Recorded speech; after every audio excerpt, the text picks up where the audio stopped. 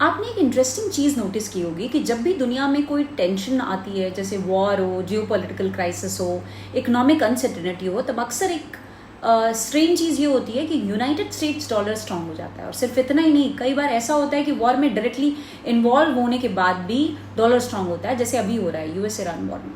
जबकि इंडिया जैसी कंट्रीज जिनका वॉर से कोई लेना देना नहीं है, वो वीक होती जाती है। तो क्वेश्चन ये है कि अगर वॉर अमेरिका से लिंक्ड है तो डॉलर वीक क्यों नहीं हो रहा।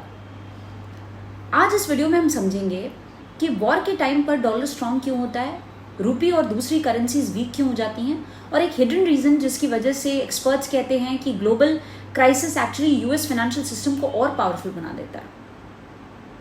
सबसे पहले बेसिक कॉन्सेप्ट समझने की जरूरत है। ग्लोबल इन्वेस्टर्स जब भी अनसर्टेनिटी देखते हैं, उन्हें सेफ्टी चाहिए होती है, और दुनिया में कुछ एसेट्स ऐसे हैं जिन्हें इन्वेस्टर्स सेफ हैवन मानते हैं।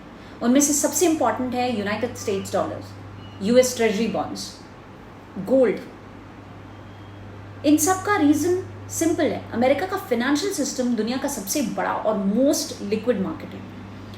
तो जब वॉर या क्राइसिस की सिचुएशन होती है, इन्वेस्टर्स क्या करते हैं, रिस्की एसेट्स बेचते हैं, इमर्जिंग मार्केट से पैसा निकालते हैं और यूएस एसेट्स खरीदते हैं। रिजल्ट, डॉलर की डिमांड बढ़ जाती है, और जब डिमांड बढ़ती है करेंसी स्ट्रांग हो जाती है।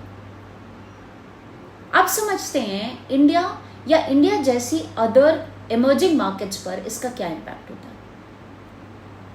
ग्लोबल इन्वेस्टर्स जब भी पैनिक में होते हैं तो वो अक्सर इंडियन स्टॉक्स को बेचते हैं, इंडियन बॉन्ड्स बेचते हैं। ये ट्रांजैक्शंस यूजुअली होते हैं नेशनल स्टॉक एक्सचेंज या बॉम्बे स्टॉक एक्सचेंज पर।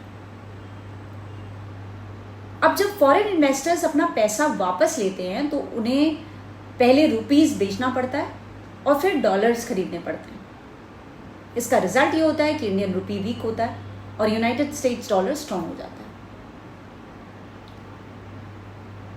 एक और इंपॉर्टेंट रीजन है, दुनिया का मेजॉरिटी ट्रेड डॉलर में होता है, specially commodities.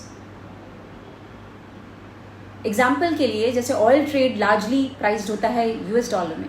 Oil exporting countries का एक ग्रुप है, organisation of petroleum exporting countries, OPEC बोलते हैं।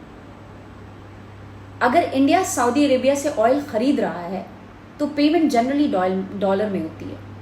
अब ये वॉर या जियोपॉलिटिकल टेंशन के टाइम पर जो कंट्रीज हैं वो कमोडिटीज स्टॉक पाइल करने लगती हैं, मतलब ऑयल, गैस, रॉ मटेरियल्स ज़्यादा खरीदे जाते हैं।